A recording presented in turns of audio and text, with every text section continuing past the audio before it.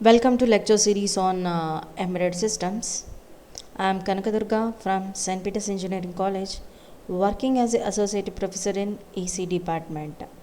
I am going to discuss on classification of embedded systems. So in the content outline, mainly we are concentrating on classifications the based on the performance and the functional requirements and based on the microcontrolling thing. In this, the classifications of embedded systems mainly broadly classified on two categories, based on the performance and functional requirements, and based on the performance of the microcontroller. In the based on the performance of functional requirements has been further classified with the real time and standalone network and mobile. And when comes to the based on the performance of the controller, the classifications are small scale, medium scale, and sophisticated.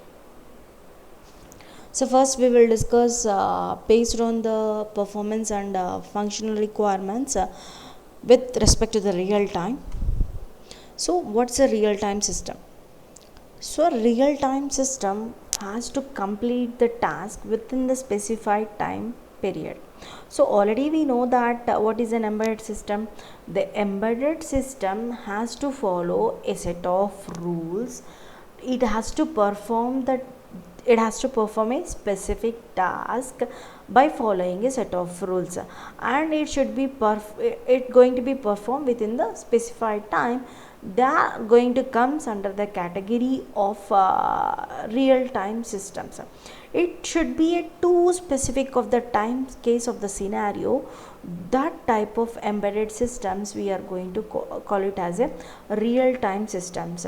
So in the real time systems, it should be has to perform a specific task by following a set of rules. It is a combination of hardware and the software device, and within the specified time period only it has to complete the task. That type of embedded device we are going to call it as a real time embedded systems. In the real time embedded systems are going to be having two types. One is a soft real time system, another one is a hard real time systems. So what is a soft real time system and what is a hard real time system is, if the task is not completed within that specified time period, the embedded system, then they're going to be having a huge loss. Those are going to comes under the category of hard real time systems.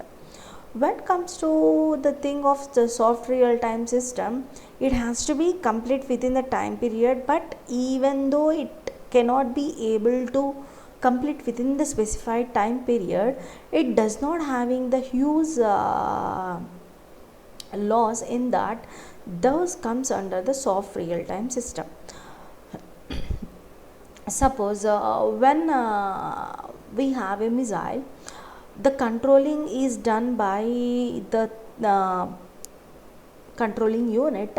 At that time, whenever the command has given the control unit, the task has to be performed within the fraction of seconds only.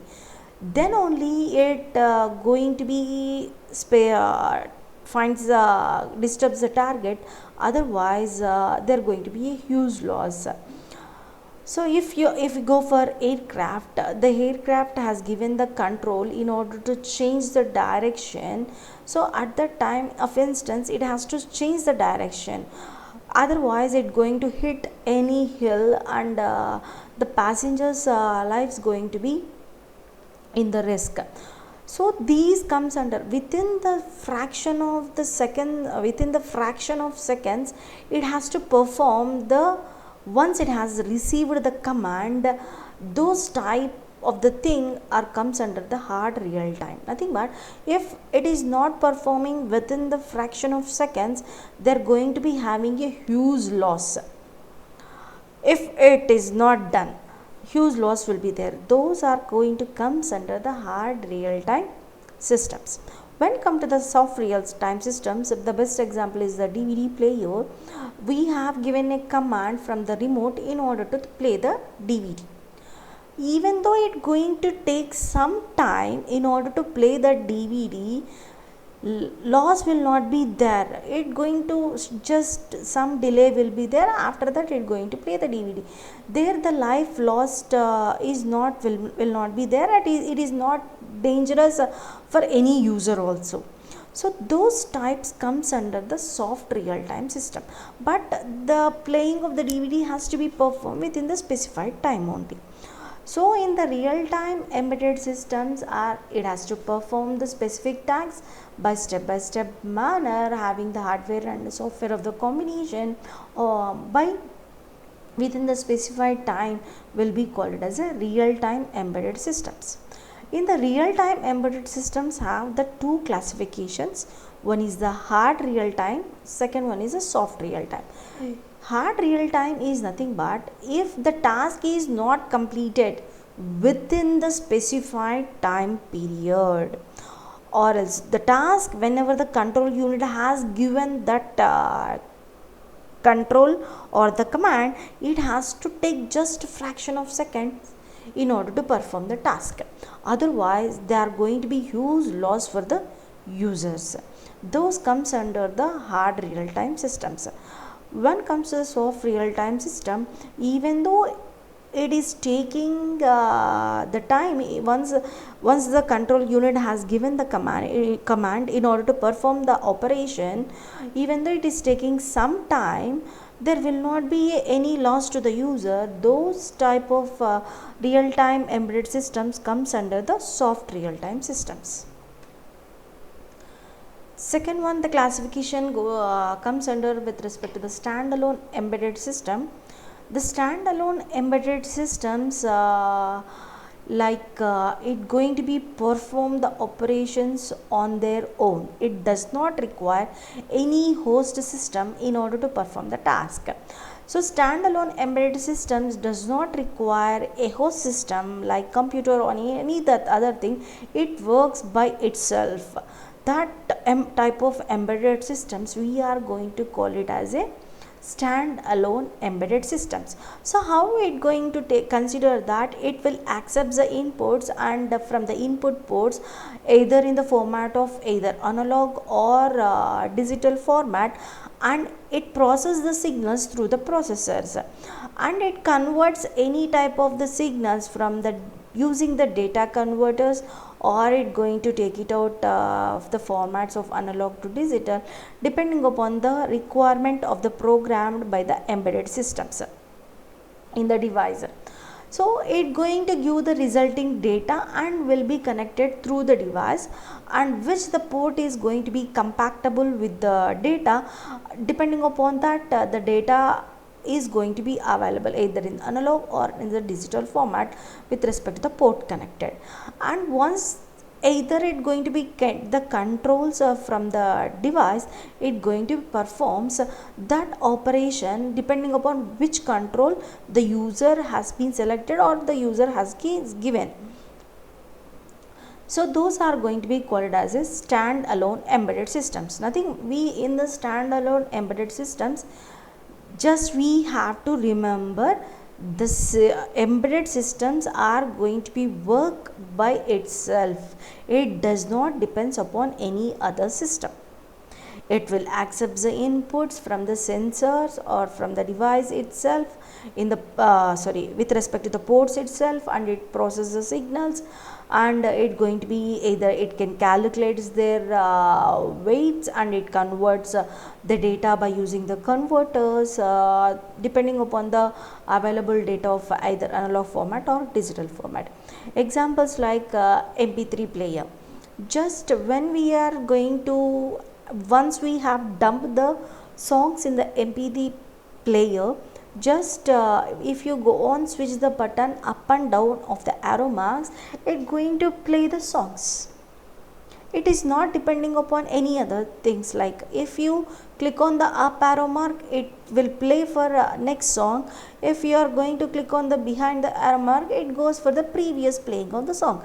It is not depending upon any other system in order to perform the task. The same with respect to the digital camera. Once we have placed the camera in order to take the picture, if you click on the once we click on it of the camera, it just capture the picture. It is not depending upon any other system. And same as with respect to the video games, whatever the controls we are giving in order to turn or in order to for hit or in order to for the target, like it just depending upon the control, what the buttons we are pressing, it has to perform the operations.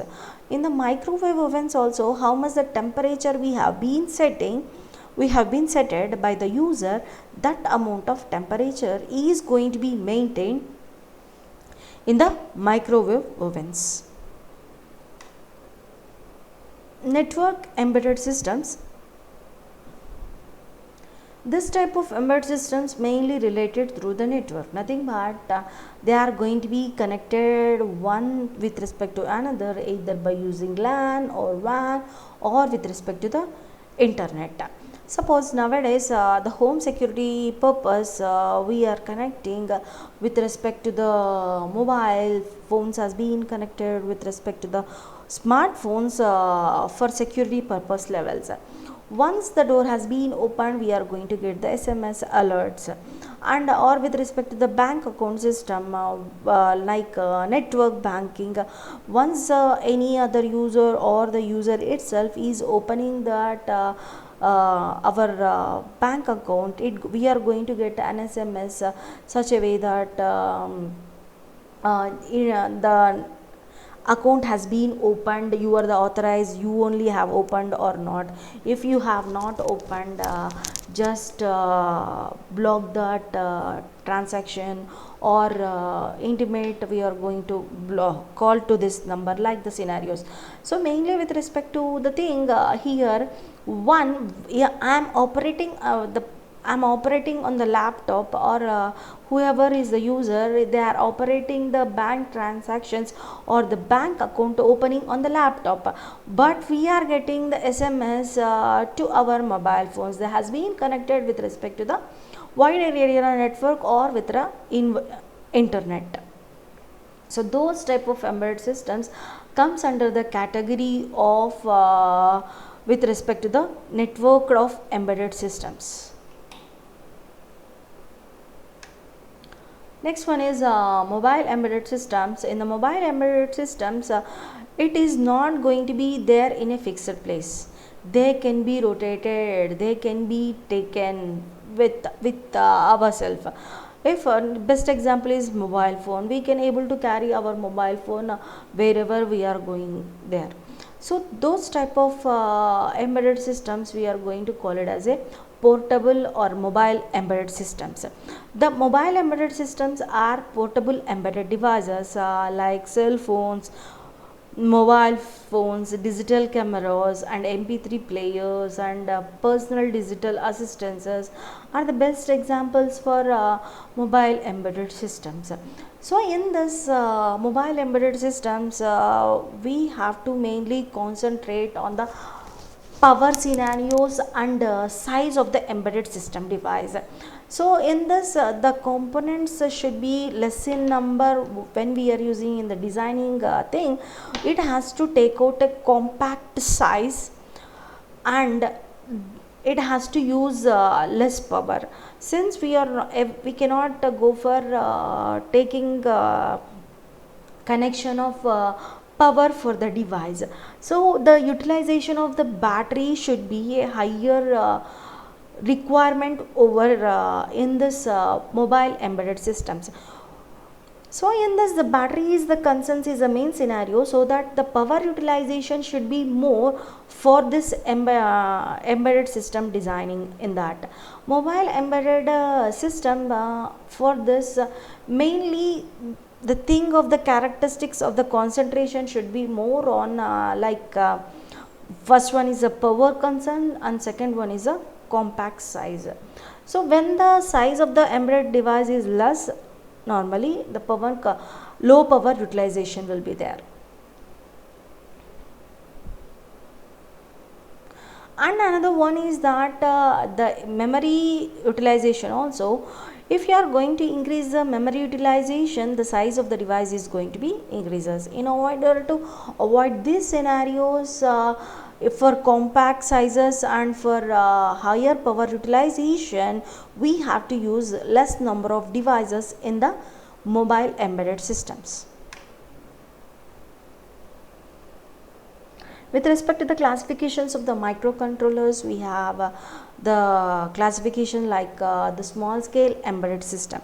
In this, when we are going to call it as a small scale embedded system, is the number of components has been very less. That type of embedded system we are going to call it as a small scale embedded system. In this we are going to use a 8-bit of or 16-bit of microcontroller only, and we are going to use very less number of hardware of the systems, and the complexity of the software is going to be very less, and they are going to be battery operated will be higher. In this, since we are using the less number of components, the efficiency of the battery will be very high. Usually the software for the programming purpose, we are going to use the C for the developing of these type of small scale embedded systems. And there is, to the limit dissipation of the power is going to be continuously running, even though it going to be works properly. The best example is goes for digital watches, where even though the digital watch is going to be works continuously, the battery is going to be comes nearly like 1 month or 2 months. So even though it is utilization of the battery is very high and the size of the embedded system is very less, in that, so that the power is going to be utilized properly, and the battery life going to be higher. And the programming tools in this is editor of the assemblers and cross assemblers. Medium scale of embedded system. In the medium scale of embedded system, it going to be uses nearly 16 or 32-bit microcontrollers, and it goes for digital signal processors, and it going to having the like reduced instructions RISC processor will be there. Here also we are going to having the both, and hardware and software are both are going to be complex. Since in the medium scales we are has been increased the bit size from 8 to 16 to 32 will be the range for the medium scale of embedded systems. Here the programming tools we are going to use C, C++, Java and RTOS, and the source code of the engineering tools and simulators, debuggers, integrated develop of environment will be there. Examples for that medium scale systems are iPads. So next one, classifications goes for sophisticated embedded system. This going to be sophisticated embedded system is goes for more than 32-bit of microcontroller is going to be used for sophisticated of embedded system, and it goes for enormous of hardware and the software complexity will be there, and it going to be needly goes for configuration of the processor will be for logic arrays like PLAs are going to be used for the designing on the embedded system, and the constraint with respect to the processing speed is going to be available their hardware units. The best examples goes for the washing machine. The washing machine is a sophisticated of embedded system. It going to be occupy the huge size, and it having the logic has been arrayed in the programmable of logic levels, and it having the enormous of hardware and the software complexity will be there. Like once we have placed the clothes, it has to go for step by step process. It has to choose the program. Depending upon the program, it has to take out the how much the water it has to take, and how much the powder it has to take, has to consider how much the water it has to take, how to wash the clothes. That is a separate program in order to rotate the drum in a one scenario, and it has to go for washing in a certain direction when it is in the washing mode. When comes to the rinse mode, it has to just take it out the water and it has to rinse the clothes properly with the direction of flow of water. When comes to the drying purpose, it goes for another scenario, like it has to produce the heat in order to wet the clothes. So one of the one program having the different conditions, or the different levels, one step after the other it has to be followed in order to work the embedded system properly. So this type of sophisticated embedded systems require enormous of hardware, and the software complexity will be more. So in order to perform these tasks, automatically the controller bits are going to be increased. In this, mainly the programming tools of sophisticated embedded systems we are going to use for compilers or retargetable compilers. We are going to use for the programming tool purpose in the sophisticated embedded systems. Thank you.